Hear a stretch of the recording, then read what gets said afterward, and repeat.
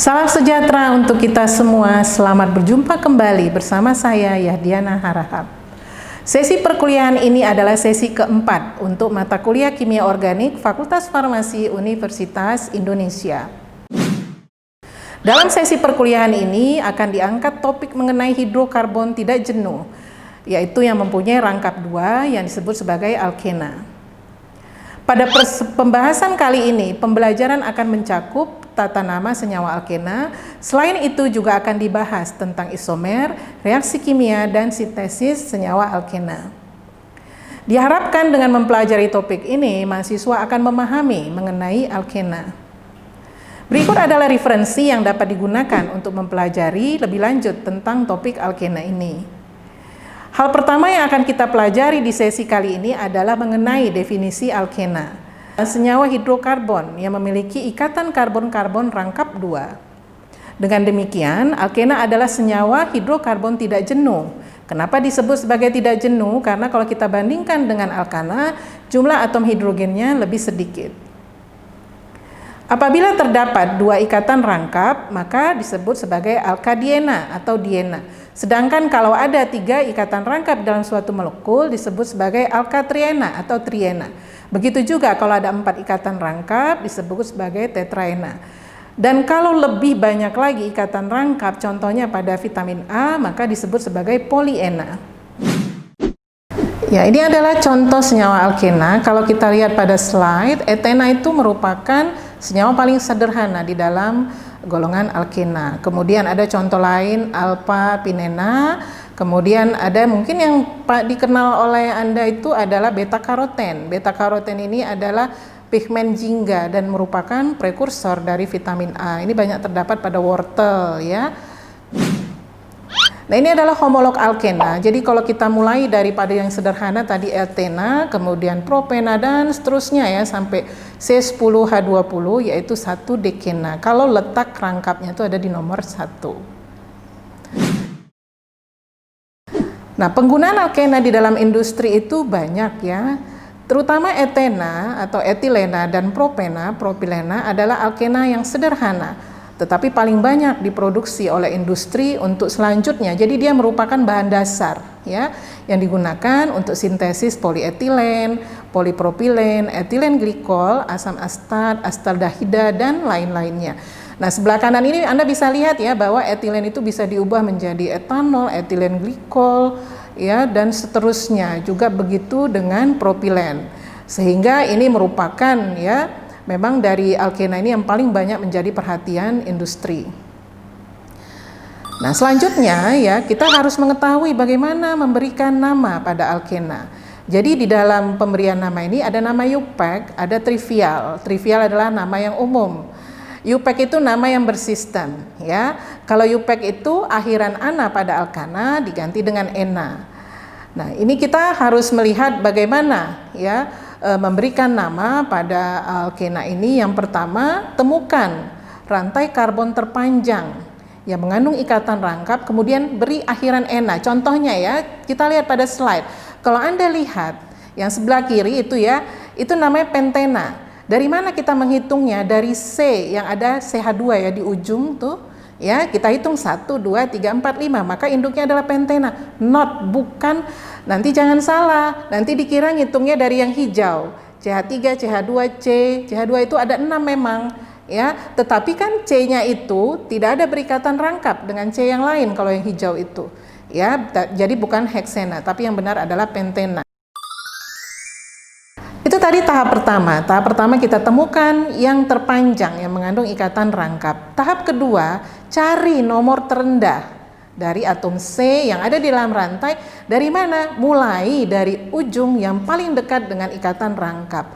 Jadi kalau letak ikatan rangkapnya itu ada di ujung rangkapnya, maka itu diberikan nomor terendah.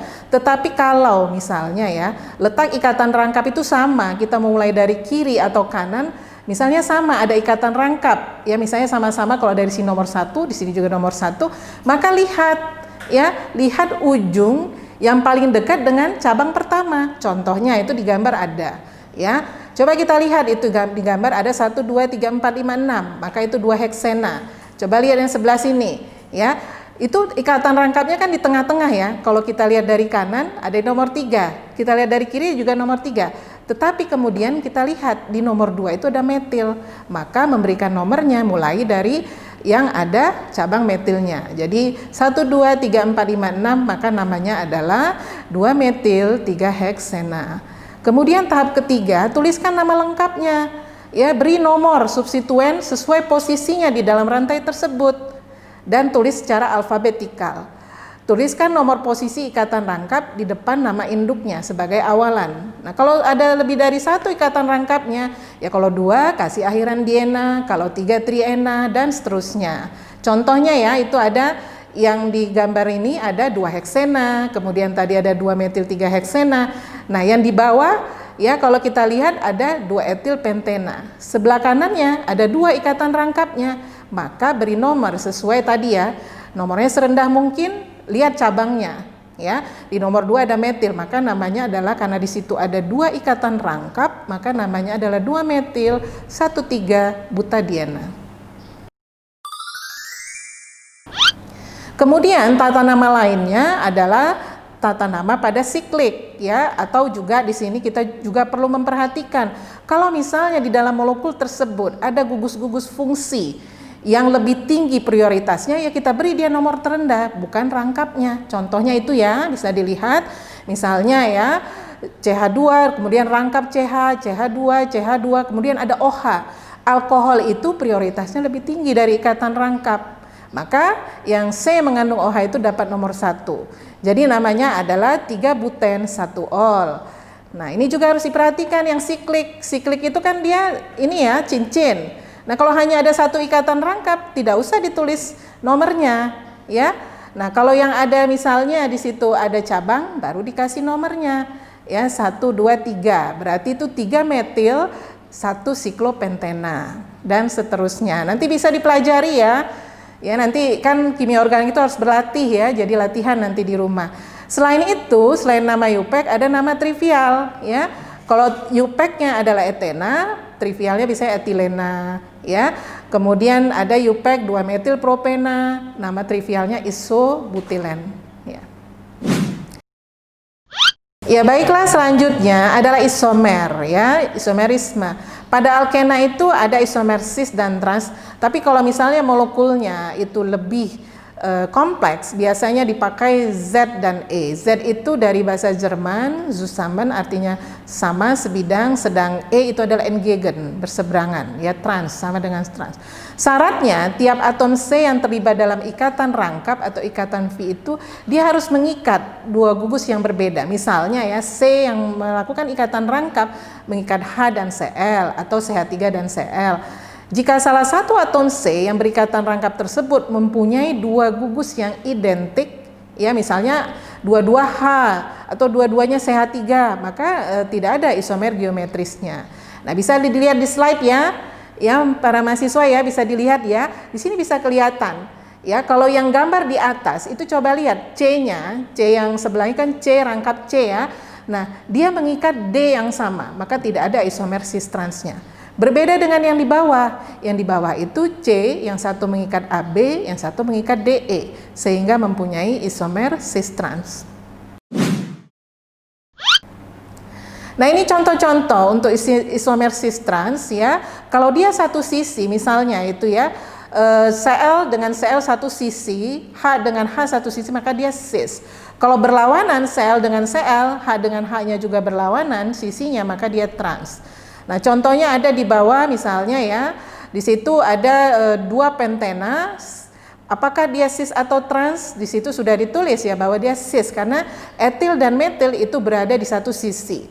Sedangkan yang trans 2 pentena, metil dan etil itu berseberangan. Nah, sekarang Ibu kasih ya tugas ya, coba lihat itu gambarnya. Itu apakah isomer cis atau trans? Ya, nanti dicoba ya. Selanjutnya, tadi saya katakan untuk senyawa yang lebih kompleks, ya, alkena yang lebih kompleks, maka ada isomer E dan Z. Ya, tadi sudah dikatakan kalau Z itu hampir sama dengan cis, E itu sama dengan trans. Nah, di sini contohnya, misalnya kalau prioritas dia lebih tinggi, kita kasih tanda 1 ya, kalau dia lebih rendah tanda 2. Kalau 1 dengan 1 satu sisi, kemudian 2 dengan 2 satu sisi, artinya tinggi dengan tinggi dia satu sisi, rendah dengan rendah satu sisi, maka dia mempunyai isomer Z. Nah, sebaliknya kalau dia berlawanan, seperti contoh itu ya, 1 dengan 1 dia berseberangan dan 2 dengan 2 berseberangan, maka dia adalah E. Nah, ini adalah contoh-contoh senyawa misalnya ya, 2 kloro, 2 butena. Apakah itu Z atau E? Di sini sudah dilihat ya bahwa Cl itu prioritasnya tinggi, dapat notasi 1. Kemudian kita lihat CH3 dibandingkan H, CH3 lebih tinggi prioritasnya. CH3 dengan Cl berseberangan, maka dia E. Jadi E2 kloro 2 butena. Dan seterusnya kalau dilihat lagi yang asam 2 hidroksimetil 2 butanoat, coba kita lihat pada C yang ada COH-nya, ada CH2OH. COH itu lebih tinggi dibandingkan CH2OH. Kemudian kita lihat C yang sebelahnya, CH3 lebih tinggi daripada H. Maka 1 dengan 1 satu sisi, maka dia adalah Z. Maka namanya adalah asam Z 2 hidroksimetil 2 butanoat. Ya, selanjutnya saya akan masuk ke pembuatan alkena di laboratorium. Jadi skala kecil. Yang pertama adalah dehidrohalogenasi. Ingat namanya dehidro, berarti ada penghilangan hidrogen, halogenasi. Maka di sini dalam reaksi ini ada kehilangan ya, eliminasi HX ya, hidrogen halogenasi ya. Jadi di sini ada reaksi eliminasi, disebut eliminasi 1 2 atau mengikuti aturan Z-Sef. Nah, ini dieliminasi dari suatu alkil halida sehingga nanti akan terbentuk alkena. Contohnya di sini adalah 2 bromobutana. Kalau kita lihat ini adalah alkil halida ya, alkil bromida. Ya, Br itu ada di posisi 2. Harus diperhatikan ya anak-anak sekalian bahwa di sini suasananya harus basah. Kalau dilihat situ kan CH3, CH2O- itu adalah etoksida. Etoksida adalah basa yang sangat kuat. Jadi untuk terjadinya reaksi eliminasi ini diperlukan suasana basah kuat. Nah, nanti ada 2 senyawa. Tadi kan sudah saya katakan eliminasinya itu eliminasi 1 2. Jadi nanti C yang mengikat Br itu dia bisa mengambil hidrogen yang dari CH3 atau dia mengambil sebelahnya yang CH2 ya. Dan ada keterangan dari Z-Sef bahwa yang prioritas tertinggi nanti produknya adalah apabila dia mengambil dari ya C yang lebih banyak substituennya. Jadi di situ 2 butena kalau kita lihat hasilnya lebih besar daripada kalau dia mengambil hidrogen dari yang C primer CH3 ya.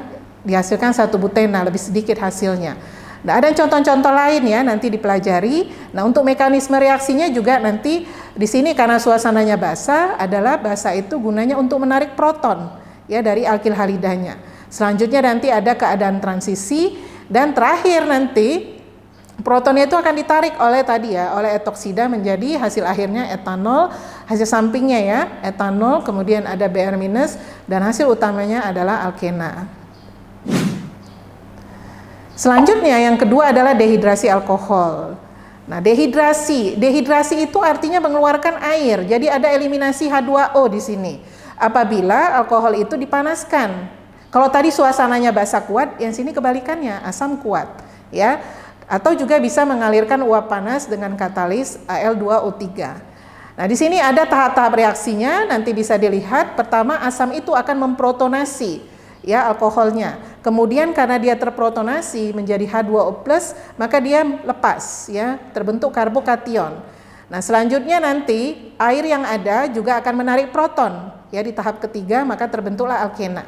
Nah, contohnya bisa dilihat ya. Coba lihat pada slide-nya, mulai dari yang alkohol tersier, sekunder dan primer terlihat ya pada tersier kalau kita lakukan reaksi dehidrasi, maka dihasilkan itu ya isobutilen. Ya, isobutena. Kemudian yang sekunder, ya misalnya 2-propanol. Kalau kita reaksikan dengan asam kuat, maka dihasilkan propena dan seterusnya, ya.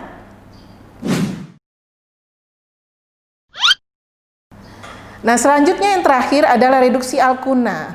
Ya, alkuna itu kan rangkap 3 ya. Kita bisa menghidrogenasi alkuna, maka nanti akan dihasilkan alkena. Tetapi Ya, perhatikan ya. Perhatikan katalisnya itu apa? Kalau kita menggunakan ya hidrogenasi dengan katalis, Linder katalis ya, maka akan dihasilkan cis ya, cis 5-dekena misalnya ya. Kemudian kalau kita menggunakan katalis palladium dengan adanya karbon, maka akan dihasilkan langsung dekana ya dengan hasil 96%. Ya, lebih kuat karena dia sebagai reduktor yang lebih kuat. Nah, kalau tadi sintesis, sekarang saya masuk ke reaksi. Ya, terakhir ini adalah reaksi pada alkena. Tentu ya, karena dia ada ikatan rangkap, maka reaksi utamanya itu adalah reaksi adisi. Karena rangkap itu mudah sekali sebenarnya diadisi. Contoh ya, misalnya alkena, kalau reaksinya itu adalah XY, maka XY itu bisa memutus ikatan rangkap, nanti dia mengadisi masuk X dan Y, membentuk ikatan sigma. Kalau ikatan rangkap adalah ikatan V, ikatan tunggal itu adalah ikatan sigma. Yaitu ada mekanismenya bagaimana ikatan rangkapnya itu putus. Nanti bisa dipelajari ya. Kemudian contoh-contohnya adalah pada adisi ini adalah misalnya hidrogenasi. Ya, hidrogenasi adalah mereaksikan dengan H2, kemudian ada katalis. Ya, katalisatornya itu bisa platinum, bisa palladium atau nikel. Nah, karena ikatan rangkapnya putus, maka terbentuk alkana. Ya, jadi etena kalau dihidrogenasi hasilnya alkana. Kemudian reaksi yang kedua pada adisi ini adalah hidrohalogenasi. Hidrohalogenasi itu alkena itu direaksikan dengan HCl misalnya atau HBr ya, biasanya dipakai HCl dan HBr. Maka nanti H dan Cl itu akan memutus ikatan, maka nanti masuk H dan Cl. Contohnya di situ etena ya, kalau direaksikan dengan HCl, hasilnya adalah akil halida, yaitu etil klorida. Kemudian contoh lainnya, reaksi lainnya adalah halogenasi. Kalau hidrohalogenasi adalah HX, kalau halogenasi adalah X2. X-nya itu bisa Cl2, bisa Br2 ya, atau bisa Y2. Maka nanti X-nya itu yang memutus ikatan rangkap. Di sini contohnya etena direaksikan dengan Cl2, maka dihasilkan 1,2 dikloroetana. Demikianlah materi perkuliahan di sesi keempat ini. Diharapkan mahasiswa mampu mengenali senyawa alkena, kemudian membuat struktur senyawanya, memberi namanya, dan juga bisa mengenali isomer-isomer yang ada dalam senyawa tersebut. Selain itu juga mahasiswa diharapkan dapat membuat skema sintesis untuk senyawa alkena dan reaksi-reaksi yang penting lainnya. Pada pertemuan berikutnya kita akan memasuki materi tentang alkil halida. Terima kasih atas perhatian selama perkuliahan sesi keempat ini. Sampai bertemu di sesi berikutnya. Salam sejahtera untuk kita semua.